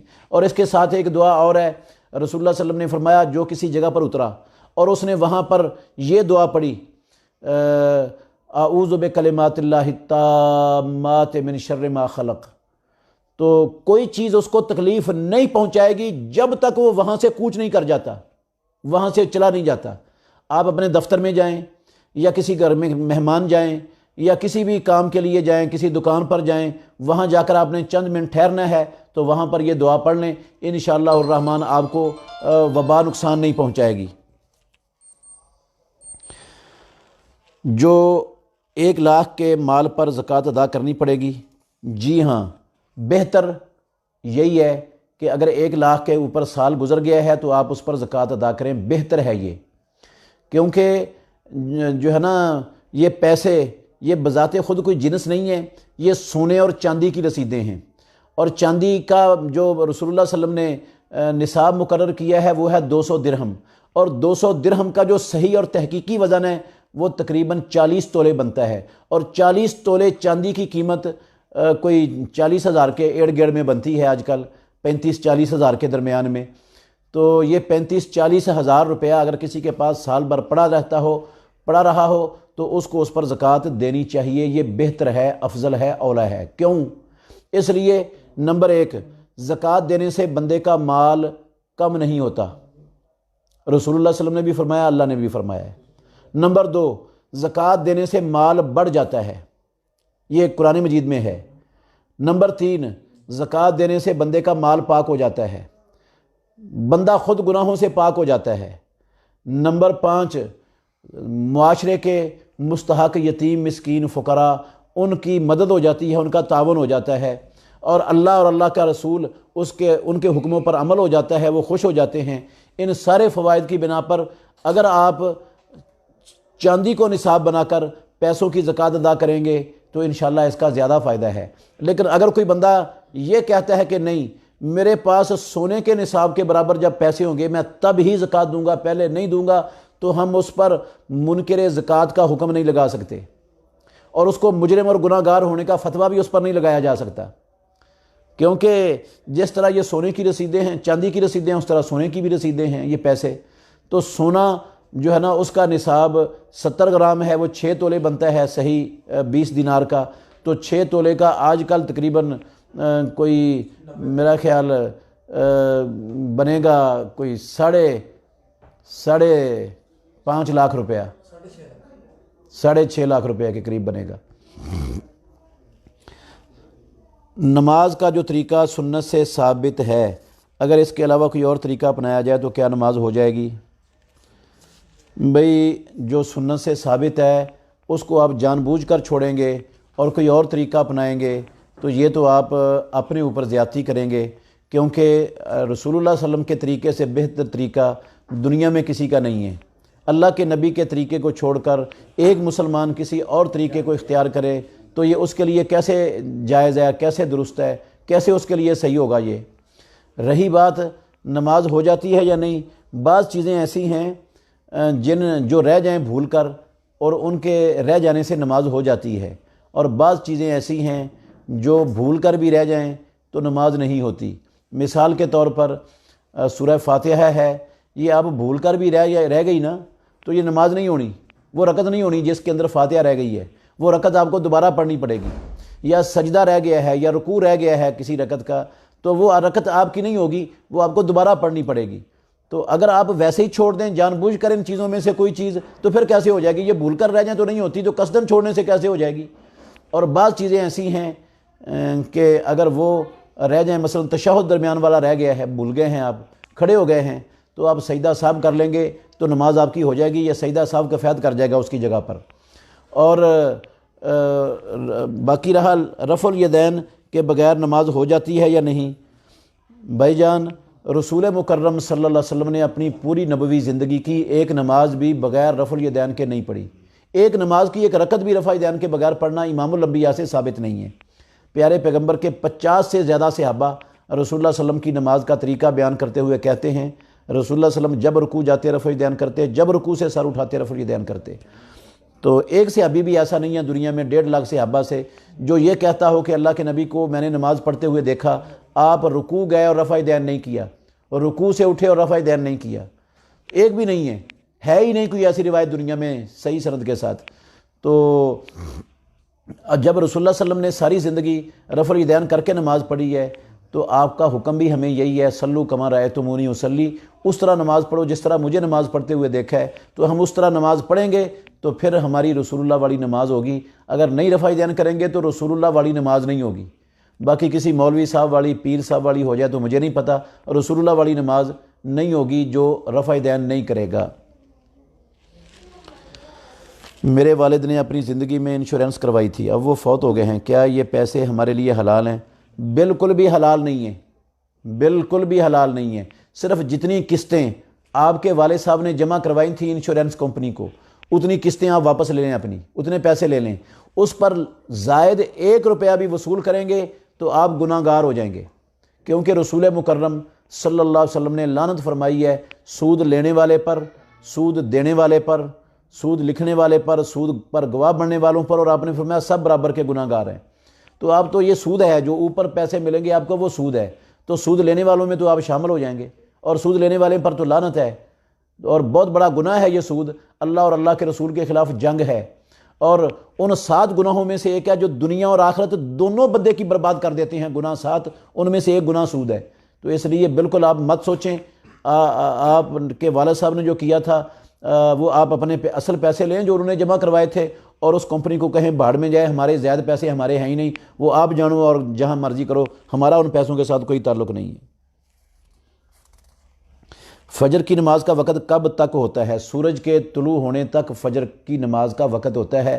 جب سورج طلوع ہو جائے، نماز نہ پڑھی ہو تو پھر وہ قضا ہو جاتی ہے، اور پھر سورج نکلنے کے فوراً بعد جو ہی آپ کی آنکھ کھلی ہے، جب کھلی ہے اسی وقت پڑھ لیں، وہی اسی وقت ادا ہو جائے گی۔ کیا مشرک کا ذبیحہ حلال ہے؟ بھئی مشرک سے مراد کون سا مشرک ہے؟ ایک ہے ہندو مشرک،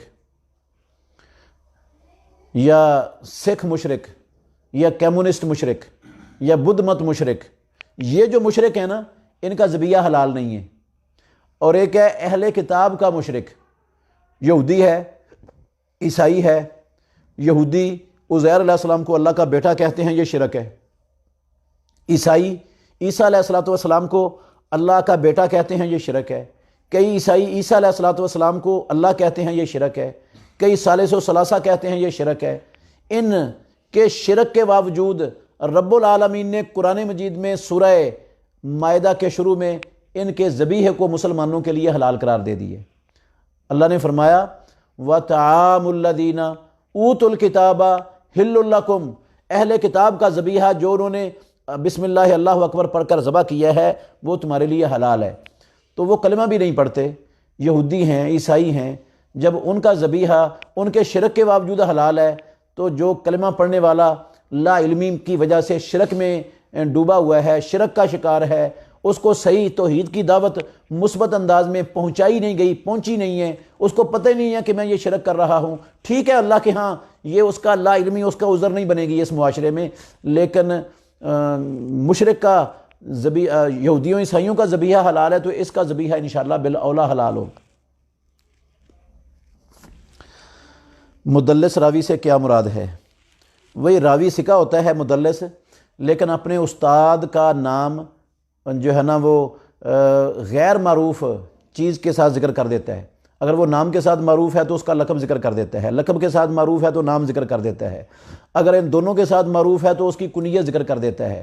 اس طرح کو کوئی چیز ذکر کر دیتا ہے جو راوی غیر معروف ہوتا ہے، اس کے اندر کئی مقاصد ہوتے ہیں ذکر کرنے والے کے، تو لفظ قالا یا ان کے ساتھ آگے بیان کر دیتا ہے، وہ اس بیان کرنے والے نے اس بندے سے سنا نہیں ہوتا، یہ الفاظ سنے نہیں ہوتے، تو وہ اس کا نام لے کر بیان کرتا ہے غیر معروف، اس کو تدلیس کہتے ہیں۔ مدلس راوی جب ان سے یا قالا سے روایت کرتا ہے تو سما کی تصریح حدیث کے ذخیرے میں کہیں نہیں ملتی، تو وہ روایت صحیح ہیں کے علاوہ میں ضعیف ہوتی ہے۔ آج کل کے حالات میں نماز گھر میں پڑھیں یا مسجد میں جا کر پڑھیں؟ بھئی مختلف صورتحال ہے مختلف علاقوں کی. بعض علاقوں میں حکومت نے سختی کی ہے، وہاں وائرس کے پھیلنے کا زیادہ خطرہ ہے، تو وہاں آپ گھر میں پڑھ لیں. اور جہاں زیادہ سختی نہیں ہے، حکومت نہیں روکتی، وہاں آپ ترجیح دیں مسجد میں پڑھنے کو. مسجد میں پڑھیں، یہ افضل ہے، اولیٰ ہے. اور جب حکومت زیادہ سختی کرے گی، بالکل روک دے گی، سزا دے گی مسجد میں آنے پر، تو پھر آپ کی نماز انشاءاللہ گھر میں ہو جائے گی. میرا گڈز ٹرانسپورٹ کا کاروبار ہے، اکثر شہر سے باہر ہوتا ہوں، کیا قصر نماز پڑھوں گا؟ جی بھائی جان، اگر آپ دوران سفر ہیں، سفر میں ہیں، تو دوران سفر بندہ جتنی دیر چل ہے قصر کر سکتا ہے. اور دوران سفر اگر کسی جگہ پر آپ ٹھہر گئے ہیں جا کر، تو آپ کا ٹھہرنا 3 حالتوں سے خالی نہیں ہوگا. اس میں جو اختلاف شدید ہے علماء کا، 50 کے لگ بھگ علماء کے اقوال ہیں، لیکن جو سب سے زیادہ سنت کے قریب اور احتیاط پر مبنی قول ہے وہ میں آپ کو سنا رہا ہوں اہل علم کے اقوال میں سے. 3 حالتیں ہیں جو دوران سفر کسی جگہ پر ٹھہر جاتا ہے جا کر، اگر تو وہ 3 دن 4 دن یا ایسے کم رہنا چاہتا ہے، 4 دن یا ایسے کم رہنا چاہتا ہے، تو وہاں ٹھہرا ہوا بھی وہ قصر کر سکتا ہے. اگر 4 دن سے زیادہ رہنا چاہتا ہے، یہ دوسری صورت ہے، 5 دن رہنا چاہتا ہے، ہفتہ رہنا چاہتا ہے دوران سفر، تو وہ پہلے دن سے پوری پڑے گا، پھر وہ قصر 1 دن بھی نہیں کرے گا. اور اگر اس کا رہنے کا ارادہ نہیں ہے 4 دن بھی، اس کا ارادہ ہے میں نے کل واپس چلے جانا ہے، کل کوئی رکاوٹ بن گئی، اس نے کہا پرسوں واپس چلے جانا ہے، پھر کوئی رکاوٹ بن گئی، اس نے کہا میں نے اگلے دن واپس چلے جانا ہے، ایسی صورت میں روزانہ کوئی نہ کوئی رکاوٹ بنتی جا رہی ہے، تو ایسی شکل میں 19 دن تک قصر ہو سکتی ہے. 19 دن کے بعد ایسا شخص بھی وہ پوری نماز پڑھے گا. یہ ہے جو راجح ترین، احوط ترین اور سنت کے قریب ترین قول اہل علم کے بے شمار اقوال میں سے، اس شخص کے حوالے سے جو دوران سفر کسی جگہ پر ٹھہرتا ہے. اور جو چل ہے وہ ساری زندگی چل ہے، جس طرح ڈرائیور ہوتے ہیں ٹرکوں کے کہ وہ سارا دن بھی اور رات بھی چل ہیں، وہ ساری زندگی قصر کر سکتے ہیں دوران سفر. جب گھر میں ہوں گے تو وہ پوری پڑیں گے وہاں پر. دونوں ہاتھوں سے سلام لینا کیسا ہے؟ بھئی دونوں ہاتھوں سے سلام لینا یہ ثابت نہیں ہے، نہ طریقہ رسول اللہ صلی اللہ علیہ وسلم کا ہے، نہ صحابہ کا ہے. مصافحہ، حدیث میں مصافحے کا ذکر آیا ہے. مصافحہ ایک ہاتھ کی ہتھیلی دوسرے بندے کی ہاتھ کی ہتھیلی سے لگانے کو عربی ڈکشنری کے اندر، عربی گرامر میں مصافحہ کہتے ہیں. تو یہ مصافحے جو زائد ہیں، ہر بندہ دوسرا ہاتھ دوسرے بندے کی پشت پر لگاتا ہے، اس کی دلیل کتاب اللہ میں اور سنت رسول اللہ میں موجود نہیں ہے. اس لیے ہمیں مصافحے پر ہی اکتفا کرنا چاہیے. اموال منقولہ کا کیا مطلب ہے؟ نیز اسلام میں اس کی کیا حیثیت ہے؟ بھئی اموال منقولہ غیر منقولہ ہوتے ہیں، جو زمینیں ہیں، جائیدادیں ہیں، دکان اور مکانات ہیں، یہ غیر منقولہ ہے. اموال منقولہ ہوتے ہیں یہ سونا چاندی ہے، ساز و سامان ہے، گھر کا بستر ہیں، کپڑے ہیں، یہ اور سارا ساز و سامان جو ایک جگہ سے آپ دوسری جگہ پر منتقل کر سکتے ہیں، ان کو کہتے ہیں یہ مال منقولہ. اور جو منقول نقل نہیں ہو سکتا، ایک جگہ سے دوسری جگہ پر نہیں لے جایا جا سکتا، یہ مکان، دکانیں، جگیریں، جائیدادیں، پلاٹ وغیرہ، یہ اس کو کہتے ہیں غیر منقولہ. اسلام نجی ملکیت رکھنے کے حوالے سے کیا احکام دیتا ہے؟ جی بھائی جان، اسلام نجی ملکیت کا ہر شخص کو پورا حق دیتا ہے. ہر بندہ جو وہ کماتا ہے، جو اس کو اس کے والدین سے ملتا ہے، اور جو اس کو کہیں سے تحفہ ملتا ہے، وہ سارے کے سارے کا وہ خود مالک ہے. وہ اپنا حلال جگہوں میں جہاں چاہے اپنے مال کا تصرف کر سکتا ہے. اسلام اس کو مکمل طور پر اپنے مال کے اندر، نجی مال کے اندر مکمل تصرف کا حق دیتا ہے، بے شرط ہے کہ وہ غلط جگہ پر، حرام جگہ پر استعمال نہ کرے، کیونکہ اس کا حساب دینا پڑے گا. باقی حلال جگہ پر جیسے چاہے سارے کا سارا اللہ کی راہ میں دینا چاہے تو دے سکتا ہے، جس طرح صدیق اکبر رضی اللہ عنہ نے دیا تھا رسول اللہ صلی اللہ علیہ وسلم کو. جمعہ کی کتنی اذانیں دینی چاہیے؟ جمعہ کی مسجد میں تو ایک ہی اذان ہوتی ہے، تھی رسول اللہ صلی اللہ علیہ وسلم کے زمانے میں اور خلفائے راشدین کے دور میں. حضرت عثمان بن عفان نے مدینے کی آبادی وسیع ہونے کی وجہ سے اور مسجد کی اذان دوسری جگہ پر نہ پہنچنے کی وجہ سے دور تک بازار میں ایک اذان کا اضافہ کروایا تھا. مسجد میں 2 اذانیں حضرت عثمان رضی اللہ عنہ کی سنت بھی نہیں ہے. کیا حکومت کے سود کے کاموں کا اثر ہماری زندگی پر بھی پڑتا ہے؟ بالکل پڑتا ہے، ہماری زندگی پر بھی پڑتا ہے. حکومت کے سود کا اثر ہماری زندگی پر پڑتا ہے، کیونکہ اللہ نے فرمایا یمحق اللہ الربا ویربی الصدقات. اللہ رب العالمین سود کو مٹاتا ہے اور صدقات کو بڑھاتا ہے. اور قرآن میں اللہ نے کہا وما اتیتم من ربا لیربو فی اموال الناس فلا یربو عند اللہ وما اتیتم من زکاۃ تریدون وجہ اللہ فاولئک هم المضعفون۔ تو یہ اثر واقعتاً پڑتا ہے، عوام پر بھی پڑتا ہے، ساری قوم پر پڑتا ہے۔ تو قوم کو اچھے انداز سے، حکمت سے، حکومت سے مطالبہ کرنا چاہیے، تقاضا کرنا چاہیے، بار بار جو ہے نا وہ اپنے نمائندوں کے ذریعے ہر ایک کو اس کے لیے اپنا کردار ادا کرنا چاہیے۔ سارے لوگ کہہ دیں، حکومت کے جتنے نمائندے ہیں، جتنے ممبرز ہیں قومی اسمبلی کے اور صوبائی اسمبلیوں کے، جب ہر مسلمان کھڑا ہو جائے گا ان کے سامنے کہ اگر آپ نے سود کو ختم نہ کروایا تو ہم اگلی مرتبہ آپ کو ووٹ نہیں دیں گے، صاف ہمارا اعلان ہے۔ ٹھیک ہے، ہم توڑ پھوڑ کے قائل نہیں ہیں، مسلمانوں کی املاک کو نقصان پہنچانا حرام ہے، اسلام اس کی اجازت نہیں دیتا، ہڑتالوں کی نہیں دیتا، لیکن ہم آپ کو ووٹ نہیں دیں گے۔ جب آپ یقین دلا دیں گے نا ان کو کہ ہم آپ کو ووٹ نہیں دیں گے آئندہ اگر آپ نے یہ ختم نہ کیا، تو پھر وہ اپنا کردار ادا کریں گے۔ اگر اگر سودی کاروبار چلا رہے ہیں نا، تو اس میں عوام الناس کا بھی قصور ہے، عوام الناس بھی اس کے اندر شریک ہیں، وہ بھی ملوث ہیں، وہ بھی ان سے مخلص ہو کر سود کے ختم کرنے کا تقاضا کر ہی نہیں رہے۔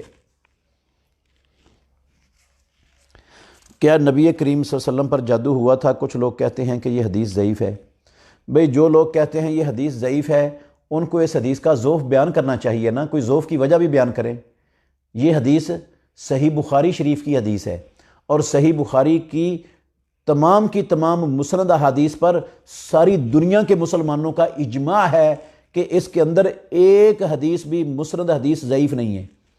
امام بخاری رحمۃ اللہ علیہ کے اساتذہ کا دور، امام بخاری رحمۃ اللہ علیہ کے ہم عصروں کا دور، امام بخاری کے شاگردوں کا دور، یہ تینوں ادوار کے تمام محدثین، ایک بندہ بھی ایسا نہیں تھا جو ان مسند احادیث میں سے ایک حدیث کو ضعیف قرار دیتا ہو۔ سارے کے سارے متفق تھے کہ یہ صحیح احادیث ہیں، اور آج تک ساری امت متفق ہے۔ قرآن مجید کے بعد دنیا میں رب کی زمین پر سب سے صحیح کتاب اگر کوئی ہے تو وہ صحیح بخاری شریف ہے، اور صحیح بخاری کی مسند احادیث کو ضعیف کہنے والا یہ شاذ انسان ہے، اسلام کا منکر حدیث ہے، اسلام کا منکر ہے۔ ایسے لوگوں کا اسلام سے ناطہ نہیں ہے کوئی بھی۔ کیا ایسا کہنا ٹھیک ہے کہ میرا فلاں کام ہو گیا ہے تو میں اللہ کی راہ میں اتنے پیسے دوں گا؟ بھئی یہ اچھی بات تو نہیں ہے، لیکن اگر ایسی نظر مان لی ہے اور وہ کام ہو گیا ہے تو پھر پوری کرنی فرض ہو جائے گی، اتنے پیسے آپ کو دینے پڑیں گے اللہ کی راہ میں۔ صحیح بخاری میں حدیث ہے، رسول اللہ صلی اللہ علیہ وسلم نے فرمایا کہ النظر معصیت، نظر یہ نظر ماننی ہے، منت ماننی، یہ معصیت ہے۔ معصیت کہتے ہیں گناہ کو، نافرمانی کو۔ اللہ بخیل کے ذریعے اس نظر کے ساتھ چیزیں نکلواتا ہے۔ تو اگر کسی نے اچھائی کی، نیکی کی نیت مانی ہے تو وہ نیکی کرنا اس بندے پر فرض ہے، اگر اس کی نظر پوری ہو گئی ہے تو۔ اگر برائی کی نظر مانی ہے تو پھر توڑنا فرض ہے، اس نظر کو وہ پوری نہیں کی جائے گی۔ میری دکان ایسی جگہ پر ہے جہاں مسجد قریب نہیں، کیا میں دکان میں فرض نماز ادا کر سکتا ہوں؟ دکان میں ڈبوں پر کارٹون بھی بنے ہوتے ہیں۔ بھائی جان اگر مسجد قریب نہیں ہے اور آپ کے پاس مسجد میں جانا بھی ممکن نہیں ہے اذان سن کر، کیونکہ دور اتنی ہے کہ آپ نہیں پہنچ سکتے وہاں پر اذان سننے کے بعد، تو ایسی صورت میں آپ کی نماز انشاءاللہ ہو جائے گی دکان میں۔ لیکن آپ ایسا کیا کریں، جو تصویریں ہیں ڈبوں پر یا کارٹون ہیں، ایک موٹا کالا مارکر رکھیں اپنی دکان پر۔ جب آپ سامان لے کر آئیں تو سامان کو اپنے ریکوں میں رکھنے سے پہلے ان کے چہروں پر جو ہے نا وہ کالے مارکر کو پھیر دیں تاکہ اس کا چہرہ مٹ جائے، تو پھر رکھ دیں، انشاءاللہ پھر آپ کے لیے کوئی پریشانی نہیں رہے گی۔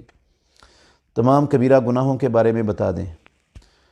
بھئی کبیرے گناہ بے شمار ہیں جن پر جہنم کی وعید آئی ہے، کتاب و سنت میں سخت سزا کی وعید سنائی ہے رسول اللہ صلی اللہ علیہ وسلم نے، وہ کبائر ہیں۔ امام ذہبی رحمۃ اللہ علیہ کی یہ کتاب ہے الکبائر، اس میں انہوں نے کافی سارے کبیرے گناہ اور ان کے دلائل جمع کیے ہیں کہ یہ سارے گناہ کبیرے ہیں۔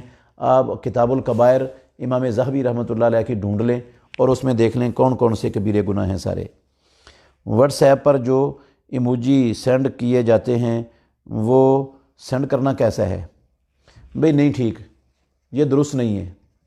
یہ بھی ایک جو ہے نا وہ کارٹون کی شکل ہوتی ہے، کارٹون ہی ہوتا ہے، تو ان جیسے کارٹونوں کو استعمال کرنا، سینڈ کرنا یہ درست نہیں ہے۔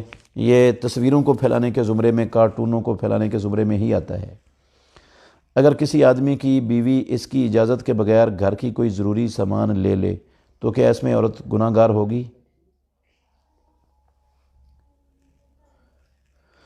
بھئی گھر کا ضروری سامان اگر اس نے اپنے بچوں کے لیے لیا ہے اور خامند کنجوس ہے اور وہ نہیں دیتا تو پھر تو وہ عورت گناہ گار نہیں ہوگی، لیکن اگر اس نے فضول خرچی کے لیے لیا ہے تو پھر گناہ گار ہوگی، پھر اس کے لیے جائز نہیں تھا یہ لینا، کیونکہ وہ اس کی چیز نہیں ہے، خامند کی چیز ہے، اور کسی کی چیز اس کی اجازت کے بغیر اسلام استعمال کرنے کی اجازت نہیں دیتا۔ ہاں یہ اپنے حق کے لیے، اپنے بچوں کے حق کے لیے خامند نہیں دیتا پورا، تو پھر اس کو لینے کا اسلام نے حق دیا، پھر یہ لے سکتی ہے، پھر یہ گناہ گار نہیں ہے۔ وفات کے بعد میت کو گھر میں خواتین کے درمیان رکھنا کیسا ہے؟ کیونکہ میت غیر محرم خواتین کے درمیان رکھی جاتی ہے۔ بھئی یہ ایک رسم ہے، ایک رواج ہے، اسلام میں تو اس کا کوئی تصور نہیں ہے کہ وہ خواتین کے درمیان پڑی رہے۔ اسلام کا حکم یہ ہے کہ فوت ہونے کے بعد بس اتنی دیر میت گھر میں رہے جتنی دیر میں کفن دفن اور قبر وغیرہ کا بندوبست ہوتا ہے۔ جب بندوبست ہو جائے تو اس سے زیادہ دیر رکھنا میت کو رشتہ داروں کے انتظار میں، دور والوں کے انتظار میں، یہ پیارے پیغمبر کی تعلیمات کے، اسلام کے حکموں کے منافی ہے، اس میں تاخیر نہیں کرنی چاہیے۔ جس نے امیر کی اطاعت کی اس نے میری اطاعت کی، کیا یہ حدیث ٹھیک ہے؟ جی بھائی جان، صحیح بخاری شریف کی حدیث ہے، رسول اللہ صلی اللہ علیہ وسلم نے فرمایا من اطاع امیری فقد اطاعنی۔ آج کل ہمارا امیر کون ہوگا؟ ہر جماعت کا امیر ہے، تو ہم پر کس کی اطاعت فرض ہے؟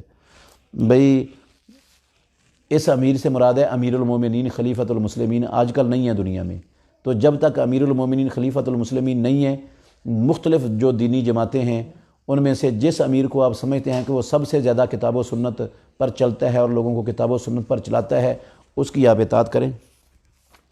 ریاکاری سے بچنے کا طریقہ بتا دیں۔ بھئی آپ جو ہے نا اپنے ذہن میں یہ رکھیں کہ انسان، دنیا کے لوگ مجھے کیا دیں گے، کیا دے سکتے ہیں؟ جب یہ کچھ دے نہیں سکتے، کہ ذرے کا فائدہ نہیں دے سکتے، تو میں ان کو راضی کرنے کے لیے کیوں کام کروں؟ یا تو ہو نا ان کے ہاتھ میں میرا نفع ہو، میرا نقصان ہو، تو میں ان کو خوش کرنے کے لیے کام کروں۔ جب ان کے ہاتھ میں ہے نہیں کہ ذرے کا نفع نقصان، تو مجھے کیا ضرورت ہے ان کے لیے کام کرنے کا؟ میں اس رب کے لیے کروں گا جس کے ہاتھ میں ہر چیز کا نفع اور نقصان ہے، تو اس رب کے لیے آپ کام کریں۔ جب یہ آپ کے تصور ہوگا نا ذہن میں، انشاءاللہ آپ ریاکاری سے بچ جائیں گے۔ اور اللہ سے دعائیں بھی کریں، دعا کی خصوصی قبولیت کے اوقات میں، کہ یا اللہ میرے اعمال کو ریاکاری سے بچا دے، مجھے ریاکاری سے محفوظ کر لے، میں کمزور ہوں۔ تو صبح و شام کے اذکار کریں، انشاءاللہ الرحمن اللہ آپ کو ریا سے بچا دے گا۔ کیا عورت اکیلی مسجد میں باجماعت نماز پڑھ سکتی ہے؟ نہیں بھائی، باجماعت اکیلی عورت کی نماز نہیں ہوتی، وہ گھر میں پڑھنا اس کے لیے افضل ہے۔ جب اس کو پتہ ہے کہ میں مسجد میں اکیلی ہوں تو وہ گھر میں نماز پڑھے، اس کے لیے گھر میں پڑھنا انشاءاللہ افضل ہے۔ اگر امام جماعت کروا رہا ہے، عورت ایک ہی مسجد میں آئی ہے، تو وہ اکیلی کی جماعت ہو جائے گی، صف کے پیچھے اکیلی عورت کی جماعت ہو جاتی ہے۔ فوت شدہ پر جمع ہو کر کھجور کی گٹھلیاں پڑھنا کیسا ہے؟ بدعت ہے بھائی، اسلام کے اندر اس کا وجود نہیں ہے۔ اگر بچے آپریشن سے پیدا ہوں تو وقفہ ڈالنا کیسا ہے، اور وقفہ ڈالنے کا شرعی طریقہ بیان کر دیں۔ بھائی شرعی طریقہ ہے اسلام میں عزل طریقہ ہے، عزل کی اجازت ہے اسلام میں، پسندیدہ وہ بھی نہیں ہے۔ باقی جو عزل کے علاوہ جتنے طریقے ہیں وہ سارے غیر شرعی ہیں اور درست نہیں ہیں۔ نماز کی ہر رکعت میں ایک ہی سورت پڑھنا، یہ ایک ہی سورت کو ایک رکعت بار بار پڑھ سکتے ہیں؟ جی ہاں پڑھ سکتے ہیں، کہیں بھی اللہ نے اور اللہ کے رسول نے اسے منع نہیں فرمایا ہوا۔ رسول اللہ صلی اللہ علیہ وسلم نے قیام اللیل میں ایک ہی آیت ساری رات اسی ایک آیت سے قیام کی ہے۔ یہ اللہ کے نبی کا عمل اور سنت ہمارے سامنے موجود ہے۔ ان تعذبہم فإنہم عبادک وان تغفر لہم فإنک انت الغفور الرحیم، یہ ساری رات پورے قیام میں نبی صلی اللہ علیہ وسلم نے ایک ہی آیت کی تلاوت کی ہے بار بار۔ رمضان میں طاق رات میں 11 رکعت سے زیادہ نفل پڑھ سکتے ہیں؟ نہیں بھائی، رسول اللہ صلی اللہ علیہ وسلم کی جو طریقہ ہے اس سے بہتر طریقہ کائنات میں کسی کا نہیں ہو سکتا۔ تو خیر الہدی ہدی و محمد، جب رسول اللہ صلی اللہ علیہ وسلم رمضان غیر رمضان میں 11 رکعتوں سے زیادہ نہیں پڑھتے تھے تو ہمیں نہیں پڑھنے چاہیے۔ البتہ ایک بندے نے 11 رکعتیں پڑھ لی ہیں، پھر اس نے وضو کی ہے رات کے کسی ٹائم، تو وضو کی نیت سے پڑھ سکتا ہے، یا وہ مسجد میں آ کے بیٹھ کر قرآن پڑھنا چاہتا ہے تو مسجد کے تحیۃ المسجد کی نیت سے پڑھ سکتا ہے، یا وہ استخارہ کرنا چاہتا ہے تو استخارے کے لیے پڑھ سکتا ہے۔ اسباب والی نمازیں پڑھ سکتا ہے، بلا وجہ 11 سے زیادہ نفل پڑھنے وہ رسول اللہ صلی اللہ علیہ وسلم کے طریقے کے خلاف ہو گیا، اس لیے درست نہیں ہے۔ آج کل 2 نمازیں جمع کر سکتے ہیں؟ بھئی نہیں کر سکتے، اپنے اپنے وقت پر پڑھنی چاہیے۔ نمازوں کو جمع کرنے کا جو تصور ہے اسلام میں وہ ہے امام جب کروائے جمع تو پھر ہو سکتی ہیں، اکیلا بندہ جب چاہے وہ نمازیں جمع نہیں کر سکتا۔ بیوی کہہ رہی ہے کہ خاوند 3 طلاقیں دی ہیں جبکہ خاوند کہہ رہا ہے کہ نہیں دی، ان دونوں میں معتبر کن کی بات ہوگی؟ بھئی وہ دونوں میرے پاس آئیں گے یا کسی قریبی مفتی کے پاس جائیں گے، اپنے اپنے بیان دیں گے، وہ تو ان کے بیان دونوں کے سن کر پھر فیصلہ ہوگا۔ اس طرح نہیں بتایا جا سکتا کہ کس کی بات معتبر ہوگی۔ ٹھیکے پر دیے گئے فصل کا عشر کیسے نکالیں گے؟ بھئی سب سے پہلے آپ نے عشر نکالنا ہے، ٹھیکہ نکالنے سے پہلے، تمام اخراجات نکالنے سے پہلے سب سے پہلے عشر نکالنا ہے، تو اس کے بعد سارے اخراجات نکالنے ہیں۔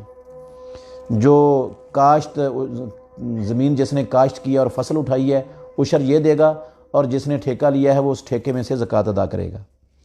کیا گھر کے استعمال کی چیز جیسے فریج کو زکوٰۃ کے طور پر دے سکتے ہیں؟ بھئی اگر وہ ردی نہیں ہو چکی اور خراب نہیں ہے اور بالکل صحیح سلامت ہے، وہ مزید اخراجات کا تقاضا نہیں کرتی، آپ جان نہیں چھڑانا چاہتے اس سے، صحیح سلامت ہے تو پھر دے سکتے ہیں۔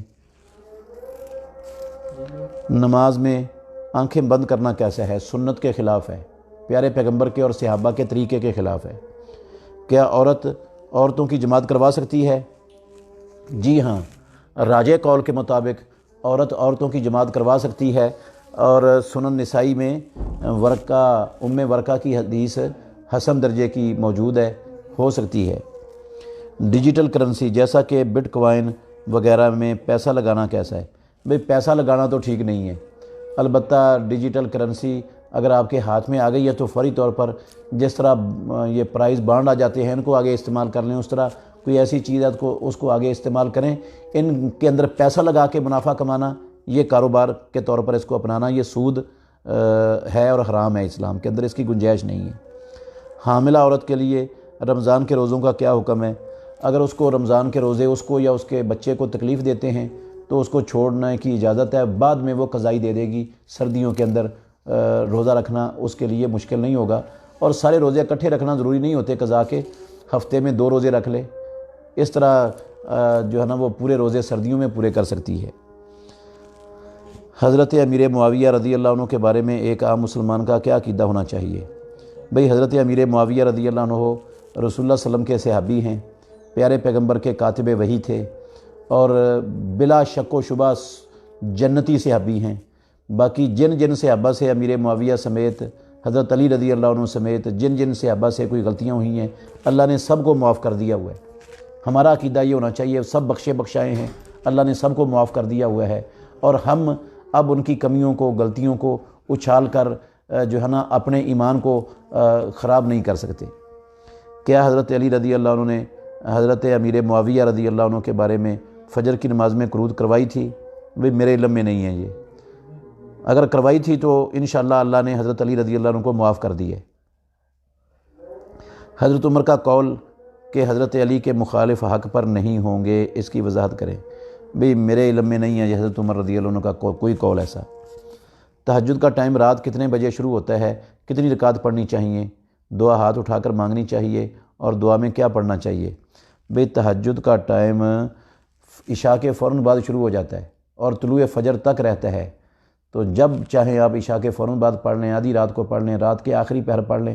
رات کا آخری پہر یہ سب سے افضل وقت ہے تہجد کی نماز ادا کرنے کے لیے، اور 11 رکعتوں سے زیادہ پڑھنے کی کوشش نہیں کرنی چاہیے۔ ہاتھ اٹھا کر بھی دعا مانگ سکتے ہیں آپ، اور جو آپ کو ضرورت ہے، جتنی دعائیں آپ کو یاد ہیں قرآنی غیر قرآنی، نماز کے بعد وہ مانگیں اللہ سے، اپنی زبان میں بھی مانگیں، جس زبان میں بھی مانگنا چاہتے ہیں ہاتھ اٹھا کر بھی مانگیں، درست ہے۔ گاڑی میں بیٹھ کر نماز ادا کر سکتے ہیں، گاڑی رخ تبدیل کر لیتی ہے، کوئی حرج نہیں ہے۔ بھئی اگر آپ کو خدشہ ہے کہ آپ کی فرض نماز فوت ہو جائے گی اور آپ کو اترنے کی کا موقع نہیں مل رہا گاڑی سے، تو فرض نماز آپ کی انشاءاللہ گاڑی پر ایسی صورت میں ہو جائے گی اس کو قضا نہیں کرنا، گاڑی پر ہی پڑھ لینی ہے۔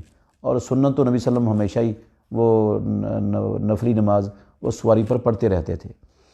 جنگ جمل کی وجوہات، پس منظر اور اہل حق کون تھے؟ بھئی سارے ہی حق پر تھے، اجتہادی غلطی ہوئی ہے۔ جو اجتہادی غلطی ہوتی ہے کسی کی، اس کو اجتہادی غلطی والے کو باطل پر نہیں کہا جاتا۔ تو اللہ نے ان کی غلطیوں کو معاف کر دیا ہوا ہے، اور اب آپ یہ کون حق پر تھا کون باطل پر تھا، اس کو بحث کر کے اس کو نکال کر کیا حاصل کریں گے؟ ملے گا کیا آپ کو؟ وہ تو بخش دیے گئے، وہ تو سارے جنت میں چلے گئے، ان کی تو اللہ نے ساری غلطیاں معاف کر دی ہیں۔ آپ کیا نکالنا چاہتے ہیں؟ اپنے ایمان کا بیڑا غرق کریں گے، اپنے ایمان کا۔ بچ جائیں، یہ رافضیت ہے، اس بحث کو اچھالنا اور اس میں حق اور باطل کا فیصلہ کرنا، یہ رافضیت ہے۔ اہل سنت والجماعت کو یہ زیب نہیں دیتی۔ کیا نبی مکرم صلی اللہ علیہ وسلم نے کبھی وطر چھوڑا ہے؟ کیا وطر پڑھنا ضروری ہے؟ بے وطر چھوڑا ہے نبی صلی اللہ علیہ وسلم نے۔ صحیح مسلم میں حضرت جابر رضی اللہ عنہ کی حدیث ہے، کتاب المناسک میں لمبی حدیث۔ رسول اللہ صلی اللہ علیہ وسلم نے مزدلفہ میں آ کر 3 مغرب کی اور 2 عشاء کی رکعتیں پڑھی اور سو گئے، اور پھر اٹھ کر فجر کی نماز پڑھی، وطر پڑھا ہی نہیں، نہ پڑھا نہ اس کی قضائی دی رسول اللہ صلی اللہ علیہ وسلم نے۔ یہ دلیل ہے کہ ضروری نہیں ہے۔ اور نبی صلی اللہ علیہ وسلم کبھی وطر چھوڑا ہے، یہ ہے چھوڑنے کی دلیل۔ وطر کی قضائی کیسے دیں گے؟ بھئی اگر فجر کی اذان ہو چکی ہے تو آپ وطر کو وطر کی شکل میں ہی پڑھیں گے۔ اگر قضائی دینا چاہتے ہیں تو ٹائم تو ختم ہو گیا، اب قضائی ہوگی، لیکن اگر آپ سورج نکلنے کے بعد پڑھنا چاہتے ہیں تو پھر اس کے ساتھ ایک اور رکعت ملا کر اس کو جفت بنا لیں گے، پھر طاق نہیں پڑھیں گے۔ نماز کے وقت جوتا کس طرف ہو تو نماز نہیں ہوتی؟ بھئی دائیں طرف جوتا رکھ کر نماز پڑھنے سے رسول اللہ صلی اللہ علیہ وسلم نے منع فرمایا ہے۔ دجال 4 مسجدوں میں نہیں آئے گا، مسند احمد کی حدیث ہے، کیا یہ صحیح ہے؟ بھئی دجال مکے اور مدینے میں نہیں آئے گا، یہ تو صحیح ہے۔ باقی مسند احمد والی روایت کی سند مجھے نہیں معلوم کہ وہ 4 مسجدوں میں نہیں آئے گا، یہ اس کی کیا حقیقت ہے، کیا حیثیت ہے۔ وہ سند آپ بھیجیں، پھر انشاءاللہ دیکھ لیں گے کہ اس کی سند کا کیا حکم ہے۔ میری اگلے مہینے شادی ہے، اسلام میں کیا تعلیمات ہیں؟ پہلی رات کو نفل پڑھنا، دعائیں وغیرہ بتا دیں۔ بھئی دعا ہے، جب آپ اپنی بیوی کے پاس جائیں پہلی رات تو اس کی پیشانی پر اپنا دایاں ہاتھ رکھیں اور یہ دعا پڑھیں، اللہم انی اسألک خیرہا و خیر ما جبلتہا علیہ و اعوذ بک من شرہا و شر ما جبلتہا علیہ۔ اور اس کے ساتھ 2 رکعتیں پڑھنا، یہ سنت ہے، ضروری نہیں ہے، سنت ہے، اگر آپ پڑھ سکتے ہیں تو۔ ظہر سے پہلے کی 4 سنتیں اکٹھی پڑھ سکتے ہیں یا 2 کر کے؟ بھئی 2 کر کے پڑھیں گے تو افضل ہے، اکٹھی پڑھنی جائز ہیں، اکٹھی بھی پڑھ سکتے ہیں۔ کیا استنجا کرتے وقت شرمگاہ کو ہاتھ سے دھونا لازم ہے یا صرف پانی بہانا کافی ہوگا؟ بھئی ہاتھ سے دھونا لازم ہے، صرف پانی بہانا کافی نہیں ہوگا۔ اگر آپ نے قضائے حاجت کی ہے تو پھر وہ صرف پانی بہانے سے آپ کا وجود صاف نہیں ہوگا، آپ کو جو ہے نا وہ دھونا پڑے گا ہاتھ سے۔ عصر کی نماز جلد کیوں ادا کی جاتی ہے؟ عصر کی نماز ہی جلد نہیں، ساری نمازیں جلد ادا کی جاتی ہیں۔ رسول اللہ صلی اللہ علیہ وسلم نے فرمایا کہ الصلاۃ فی اول وقتہا، افضل الاعمال میں سے ایک عمل ہے نماز کو اول وقت پر پڑھنا۔ تو ظہر کی نماز بھی اول وقت پر، عصر کی نماز بھی اول وقت پر، فجر کی نماز بھی اول وقت پر، مغرب کی نماز بھی اول وقت پر، چاروں نمازیں اول وقت میں پڑھنا افضل ہے، اس لیے اول وقت میں پڑھی جاتی ہیں۔ اور عشاء کی نماز اس کو تاخیر سے پڑھنا افضل ہے، اس لیے کچھ لیٹ کر کے پڑھی جاتی ہے۔ ہاف بازو والی شرٹ پہن کر نماز پڑھ سکتے ہیں؟ جی ہاں، پڑھ سکتے ہیں، ہو جاتی ہے نماز۔ کندھوں کے اوپر کوئی نہ کوئی چیز ہو تو نہ اس کا سطر پورا ڈھکا ہوا ہو اور کندھوں پر کوئی چیز ہو تو نماز ہو جاتی ہے۔ ایک مسلمان کا کوئی کام اللہ کے ہاں قبول ہونے کے لیے کیا شرائط ہیں؟ بھئی پہلی شرط یہ ہے کہ عبادت تب قبول ہوگی کہ عقیدے میں شرک اور کفر کی ملاوٹ نہ ہو۔ دوسری شرط یہ ہے کہ بندے کے اندر اخلاص اور للہیت ہو۔ تیسری شرط یہ ہے کہ بندہ کی آمدن اور کمائی اور کھانا حلال کا ہو۔ چوتھی شرط یہ ہے کہ وہ عمل اللہ کے نبی اور اللہ کی اور اللہ کے نبی کی اطاعت کے مطابق ہو۔ حمل کی مضبوطی کے لیے کوئی دم یا وظیفہ بتا دیں۔ بھئی آپ کسی اچھے یونانی حکیم سے رابطہ کریں، انشاءاللہ الرحمن اس سے دعائیں لیں، اس سے دوائی لیں، انشاءاللہ الرحمن اللہ بہتری کر دے گا۔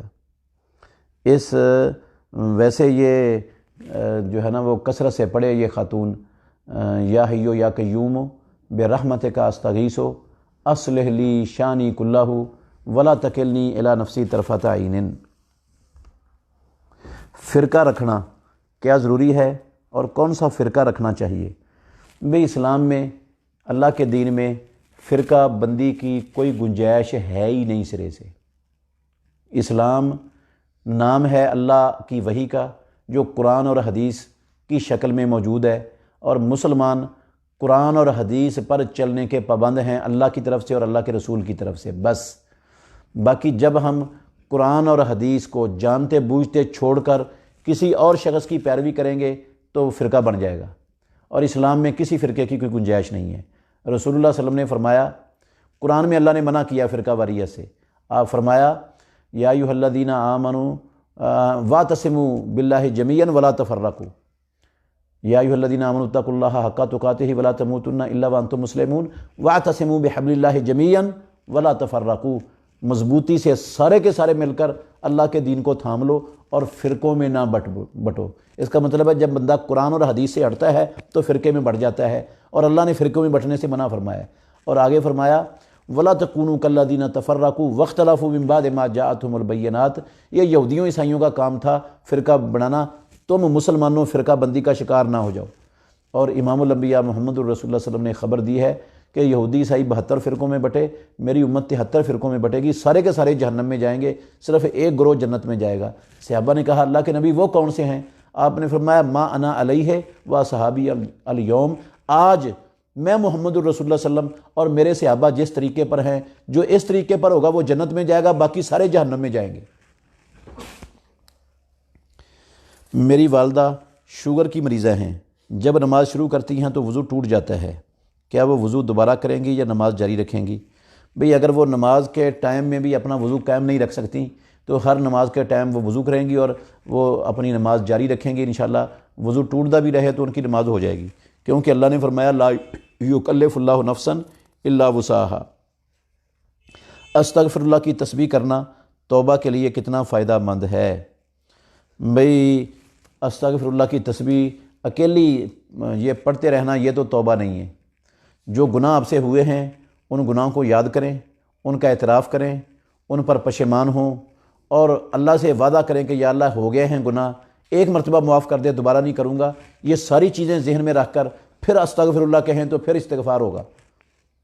صرف آپ سود بھی کھاتے رہیں، داڑھی بھی مونڈتے رہیں اور بے نماز بھی رہیں اور استغفر اللہ کی ہزار منکوں کی تسبیح پڑھتے رہیں، ایک ذرے کے کروڑویں حصے کے برابر یہ 1000 مرتبہ استغفر اللہ پڑھنے کا آپ کو ککھ فائدہ نہیں ہوگا۔